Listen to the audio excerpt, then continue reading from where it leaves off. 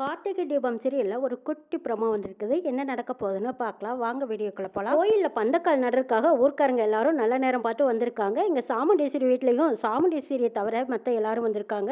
இங்க பாட்டியும் வந்திருக்காங்க. வந்ததுக்கு அப்புறம் அப்பாடா எல்லாம் வந்தாச்சா, சரி சிறப்பா பந்தக்கால நட்டுற வேண்டியதான். முதல்ல சாமிக்கு பூஜையை பண்ணிட்டு அதுக்கப்புறம் பந்தக்கால் எடுத்து வைங்க பாங்குறாங்க பாட்டி. பூஜையை பண்ணிடலான்னு குறுக்கல் ஐயா போய் அந்த தெரிய திறந்து பாக்குறாங்க. அப்ப பார்க்கும்போது சாமி சிலையை காணாங்கிறாங்க. எது சாமி சிலையவே காணுமா அப்படின்னு சொல்லி எல்லாரும் அதிர்ச்சியில உறைஞ்சு போய் நிக்கும்போது சாமி சிலையவே காணாம ஆத்தாவுக்கே சோதனையானு பாட்டி பதறி போயிடுறாங்க. என்னப்பா கார்த்தி, என்னப்பா இது, சாமி விக்கிரகத்தை காணான்னு வேற பூசாரி சொல்றாரு, எப்படி போயிருக்கும், காணாம போக வாய்ப்பே இல்லையே. நேற்று எல்லாரும் பாதுகாப்பா தானே நம்ம சாமியை வச்சுட்டு போனோம், இதுக்கப்புறம் சாமி சிலையை காணாங்கிறாங்களே, என்ன நடந்திருக்கோங்கிறாங்க. எல்லாருமே ஓடி வந்து பாக்குறாங்க. அங்க பார்க்கும்போது சிலையை காணா. நம்ம சிலையை வச்சுட்டு போனதுல இருந்து இன்னை வரைக்கும் இன்னும் கோயில் நீக்கவே இல்லை, இப்பதானே திறந்திருக்கோம், அதுக்குள்ள சிலையை காணான்னு சொன்னா அது எப்படி காணாம போயிருக்கும், யார் இந்த வேலையை பார்த்திருப்பான்னு ஒன்னும் புரியலையேன்னு எல்லாரும் குழப்பத்தோட நிக்கிறாங்க. அங்க இருந்த எல்லாருமே ஆளாளுக்கு அவங்களுக்கு ஒண்ணு தெரிஞ்சதை சொல்லிக்கிட்டு இருக்காங்க. அப்ப பாட்டி புலம்ப ஆரம்பிக்கிறாங்க. அம்மா தாயே, எங்க குடும்பத்துல ஒரு பிரச்சனைனாவோ எங்களுக்கு ஒரு பிரச்சனைனாவோ உன்னை தேடி வந்து முறையிட்டு போவோம், இப்போ உன்னையவே காணோம்னா நாங்க யாருக்கிட்ட போய் முறையிடுவோம்னு பாட்டி புலம்புறாங்க. எவ்வளவு தைரியமா துணிச்சலா உன்னை தொட்டு தூக்கி இவ்வளவு பெரிய பாதகத்தை பண்ணிருக்காங்கன்னா அவங்கள நீ சும்மா விடமாட்டேன்னு தெரியும். உன்னோட சிலையை எங்க கடத்திட்டு போய் வச்சிருக்காங்கன்னு தெரியலையே, இத்தனை பேர்த்தோட கண்ணிலையும் மண்ணை தூவிட்டு தூக்கிட்டாங்களேப்பா. கார்த்தி, என்னப்பா செய்யறது, சாமி சிலையவே காணான்னு பூசாரி ஐயா வேற சொல்றாங்க, யார் எடுத்திருப்பாங்கன்னு தெரியலையப்பாங்கிறாங்க. அதான் பாட்டி எனக்கும் ஒன்றும் புரியல, இருங்க யோசிப்போம் அப்படின்னு எல்லாருமே என்ன பண்றதுன்னு புரியாம நிற்கும் போது அப்ப சிவனாண்டி வந்து இன்னொரு நபர்கிட்ட அப்படியே கண்ணை அசிக்கிறாங்க. பிரச்சனை ஆரம்பிச்சா தான் இந்த கும்பாபிஷேகத்தை நிறுத்த முடியுங்கிற மாதிரி செய்கை பண்றாங்க. அவரும் சிவனாண்டி கிட்ட பணத்தை வாங்கி கூட்டத்துல ஒருத்தரா வந்து நின்னுகிட்டு சாமுண்டீஸ்வரி மேல பழைய சுமத்துறாங்க. எல்லாத்தோட கவனமும் சாமுண்டீஸ்வரி மேல விழற மாதிரி பேசுறாங்க. எல்லாத்துக்கும் காரணம் இங்க நிக்கிறாங்களே இந்த பரமேஸ்வரி பாட்டி, இவங்களோட மருமக சாமுண்டீஸ்வரி தான் காரணம். அந்த அம்மா தான் இந்த கும்பாபிஷேகம் நடக்கிறதுல விருப்பமே இல்லாம இருந்தாங்க, தான் வரமாட்டேன்னு சொன்னாங்க. ஆனா எல்லாரும் மரியாதை கொடுத்து அந்த அம்மாவை வாங்கன்னு சொன்னோம். ஆனா அவங்க என்ன சொன்னாங்க, இது முதல்ல நடக்காம போன கும்பாபிஷேகம், திரும்பவும் அந்த ஊருக்கு வர எனக்கு விருப்பம் இல்லை, இந்த கும்பாபிஷேகத்திலேயே கலந்துக்க விருப்பம் இல்லைன்னு சொன்னாங்கல்ல. அப்படி விருப்பம் இல்லாதவங்க வாங்கணும்னு மனசுல வச்சுக்கிட்டு நம்ம எல்லாத்தையும் பழி வாங்கி போட்டாங்கங்கிறாங்க. அவர் சொன்னதை கேட்டதும் பரமேஸ்வரி பாட்டிக்கு வந்ததே கோபம். யோ, நீ என்ன பேச்சு பேசிட்டு இருக்க, என் மருமக வரலேன்னு சொன்னா என்னமோ நெசமா தான் சொன்னான், ஆனா அவ இந்த மாதிரி பழி வாங்குற உணர்வெல்லாம் அவகிட்ட கிடையாது. சாமி சிலைய திருடையெல்லாம் கும்பாபிஷேகம் நிறுத்தணுங்கிற அவசியம் அவளுக்கு கிடையாதுப்பா. அவ வரலைங்கிறக்காக அவ பேர்ல இப்படி வீண் பழிய சுமத்தாதீங்கன்னு பாட்டி சாமுண்டீஸ்வரிக்கு சப்போர்ட் பண்ணி பேசுறாங்க. அடே அப்பா, கிழவிக்கு எவ்வளவு கோபம் வருது பாரு மருமகளா சொன்னதும். அந்த அம்மா நல்ல பொம்பளையா இருந்திருந்தா இந்த கும்பாபிஷேகத்தை நல்ல முறையா முன்னாடி வந்து நடத்திருக்கணும்ல. ஊர் மக்கள் எல்லாருமே சேர்ந்து அந்த அம்மாவுக்கு ஓட்டு போட்டோம், ஆனா ஜெயிச்சதும் இப்ப அதனோட குணத்தை காட்டிடுச்சா இல்லையாங்கிறாங்க. விரும்பணும் அந்த நபருக்கு சப்போர்ட் பண்ணி பேசுற மாதிரி. ஆமாமா, சாமுண்டீஸ்வரி மேலேயும் ஒரு சந்தேகம் இருக்கு, ஆனா மாமியாருங்கிற முறையில நீங்க வேணா உங்க மருமகளுக்கு சப்போர்ட் பண்ணி பேசலாம். இப்ப சாமி சிலையை காணோம், இது ஏதோ ஊருக்கே ஒரு ஆபத்து வர்றதை காட்டுது, அது மட்டும் இல்ல அபசகுணமாவும் தெரியுது. இந்த கும்பாபிஷேகம் நல்லபடியா நடக்குமா நடக்காதா ஒன்னும் தெரியல, இப்ப சாமி சிலையை யார் திருடினாங்கன்னு தெரியல. இப்படி பேசிட்டு இருக்கும்போது பாட்டி சொல்றாங்க, இத பாருங்க ஐயா, என் மருமக மேல பழி சுமத்துறதை விட்டுட்டு இந்த சாமி சிலையை யார் தூக்கி இருப்பாங்கன்னு கண்டுபிடிங்க, அதை விட்டுட்டு இல்லாதையும் பொல்லாதையும் பேசிக்கிட்டு நேரத்தை வீணடிக்காதீங்கிறாங்க பாட்டி. முத்துவேல், சிவனாண்டி, விருமன் இவங்க 3 பேரும் ஒரு பக்கமாவே பேசிட்டு இருக்கிறதா புரிஞ்சுக்கிட்டாங்க கார்த்தி. இது எல்லாத்துக்கும் காரணம் இவங்களா தான் இருக்கணும். இவங்க தானே நேற்று கோயில்ல இருந்து வெளியில போனதை நம்ம பார்த்தோன்னு நினைச்ச கார்த்தி, இவங்களை தவிர சில எங்கேயும் போயிருக்க வாய்ப்பு இல்லைன்னு சந்தேகத்தோட பார்த்துட்டு இருக்காங்க. கூட்டத்துல இருந்த 2 பேர் சொல்றாங்க, நேற்று நைட்ல நம்ம 2 பேர் பேசிட்டு வரும்போது கூட கோயிலுக்குள்ள மணி சத்தம் கேட்டதில்ல, ஆனா கோயிலுக்கு வெளியே பூட்டு போட்டி இருந்தது, கோயிலுக்குள்ள எப்படி மணி சத்தம் கேட்டதுன்னு எங்களுக்கு சந்தேகமா தான் இருந்தது. அப்பவும் நாங்க வந்து சுத்தி சுத்தி பார்த்தோம், ஆனா அப்படி எதுவும் அடிக்கல, வேற எங்கேயோ மணி அடிச்சிருச்சு நாங்க நினைச்சிட்டு சாதாரணமா போயிட்டோங்கிறாங்க. இது கேட்ட கார்த்திக்கு உண்மை புரிஞ்சு போச்சு. அப்ப சிவனாண்டி, முத்துவேல் இவங்களோட வேலையா தான் இருக்கணும்னு நினைக்கிறாங்க. அவங்களுக்கு மணி சத்தம் கேட்டது சுமார் எத்தனை மணி இருக்குன்னு கேக்குறாங்க கார்த்தி. ஊர்க்காரங்களும் மணியை சொல்றாங்க. அப்ப அங்க தீபாவதி தான் வந்து நிக்கிறாங்க. தீபாவதியும் கோயிலுக்குள்ள பாட்டி கூட வந்திருக்கிறாங்க. இங்க இவங்க எல்லாரும் பேசிக்கிட்டு இருக்கிறத கூட்டி கழிச்சு கணக்கு போட்டு பார்க்குறாங்க தீபாவதி. அதாவது நம்ம கார்த்தி யாருங்கிறத கண்டுபிடிக்கிறதுக்காக நம்ம சாமுண்டீஸ்வரி வீட்டுக்கு போனோம். அப்போ சந்திரா ஃபோன் எடுத்துக்கிட்டு வெளியில் வந்து பேசிகிட்டு இருந்தாங்க. அப்போங்க முத்துவேல் வந்துட்டு போனார். முத்துவேல் கிட்ட சந்திரா ஏதோ சைகையில் பேசிகிட்டு இருந்தாங்க இல்லையா, அப்போ இது முத்துவேலுக்கும் சந்திராவுக்கும் ஏதோ ஒரு சம்மந்தம் இருக்குது அப்படின்னு தீபாவதிக்கு புரிஞ்சு போச்சு.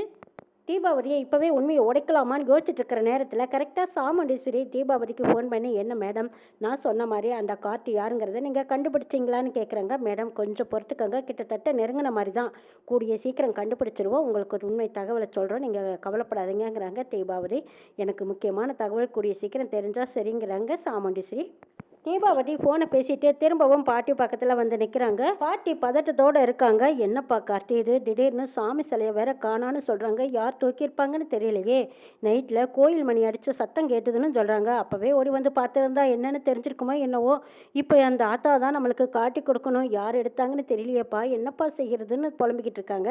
பாட்டி கவலைப்படாதீங்க, கூடிய சீக்கிரம் நம்ம இது யாரு பின்னாடி இருந்து செஞ்சாங்கன்னு நம்ம கண்டுபிடிச்சிடலாங்கிறாங்க கார்த்தி. ஊர்க்காரங்க எல்லாரும் என்னம்மா இது, உங்க மருமக மேல தான் பழி சொல்றாங்க, அவங்க என்ன சொல்ல போறாங்கன்னு தெரியலையே, நம்ம எல்லாருமா சேர்ந்து அவங்கள தான் போய் கேட்கணும், அவங்க பேர்ல தானே சந்தேகப்படுறாங்கங்கிறாங்க. அப்ப கார்த்தி சொல்றாங்க, இல்ல எங்க அத்தைக்கு இருக்கும் சம்மந்தம் இருக்க வாய்ப்பில்லை, அவங்க இப்படியெல்லாம் ஒரு காரியத்துல இறங்கவும் மாட்டாங்க. ஊருக்கு நல்லது செய்யணும்னு நினைக்கிறவங்க போய் இந்த மாதிரி ஒரு சீப்பான வேலையை தொடுவாங்களா, அப்படியெல்லாம் இருக்க வாய்ப்பில்லை.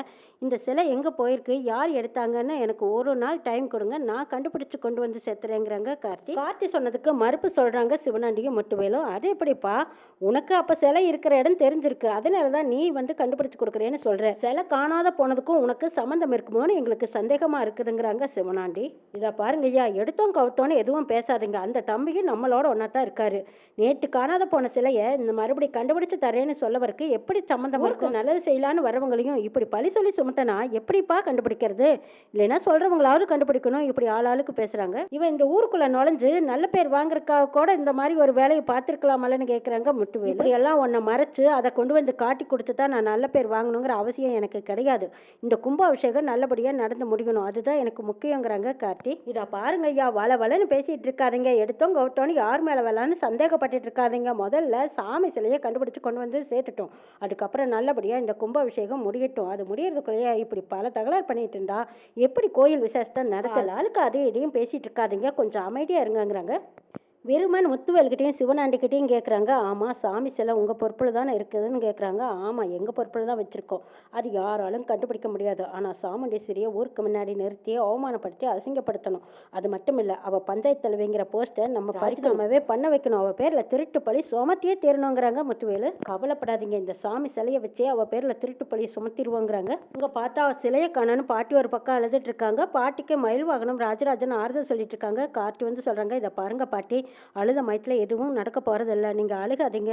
கண்டிப்பா அத்தை இப்படி ஒரு தப்பு பண்ணியிருக்க மாட்டாங்க, தப்பு பண்ணவங்க யாரோ அவங்க பிடிச்சு அவங்களுக்கு கூடிய சீக்கிரம் தண்டனையும் வாங்கி கொடுக்கலாம், அழாதீங்க பாட்டி, நான் பாத்துக்கிறேன்னு சொல்லிட்டு கார்த்தி யோசிச்சு பார்த்து வெளியில வர. ஊருக்காரங்க 2 பேரும் கோயிலுக்குள்ள மணி சத்தம் கேட்டுதான் சொன்னாங்க. அது குறிப்பிட்ட நேரத்தை சொல்லதும், அந்த நேரத்துல தானே நம்ம மெடிக்கலுக்கு போய் ரேவதிக்காக மாத்திரை வாங்கிட்டு வந்தோம். அந்த நேரத்துல நம்ம வரும்போது கோயிலுக்கு முன்னாடி ஒரு கார் நின்னுது, அந்த காரை எடுக்கிறதுக்காக நம்ம கொஞ்ச நேரம் வெயிட் பண்ணோம்ல. அப்போ அநேகமா இங்க இருக்கிற சிசிடிவி ஃபுட்டேஜை கண்காணிச்சோம்னா அந்த கார் நம்பரை பார்த்துடலாம், அந்த காருக்குள்ள இருந்தவங்க யாருன்னு தெரிஞ்சுக்கலான்னு நினைச்சிட்டு கார்த்தி அந்த பக்கமா இருக்கிற சிசிடிவி ஃபுட்டேஜ் போய் செக் பண்ணி பார்க்கணுன்ட்டு போறாங்க. அங்க கடைக்காரரும் சரி பார்க்கலாங்க, நைட்டெல்லாம் ஃபுல்லாக தான் ஓடிட்டு இருக்குங்கிறாங்க. அப்படியா, சரி நான் பார்க்கலாமா அப்படின்னு கேட்குறாங்க. சரிங்க சாருங்கிறாங்க. அந்த டைமை குறிப்பிட்ட நேரத்தை எடுத்து பார்க்குறாங்க. கோயிலுக்குள்ள இருந்து அந்த கார் வருது. வந்ததும் ஒரு இடத்துல ஏதோ ஒரு லிப்பருங்கிற காரணத்துக்காக நிற்குது. அப்போ காருக்குள்ள யாருமே இல்லை. கார்த்தி எதிர வரும்போது அப்போ காருக்குள்ள 2 பேர் உட்காந்துருக்காங்க. அது யாருன்னு நல்லா ஜூம் பண்ணி பார்த்தா சிவனண்டியும் முட்டுவேலும்.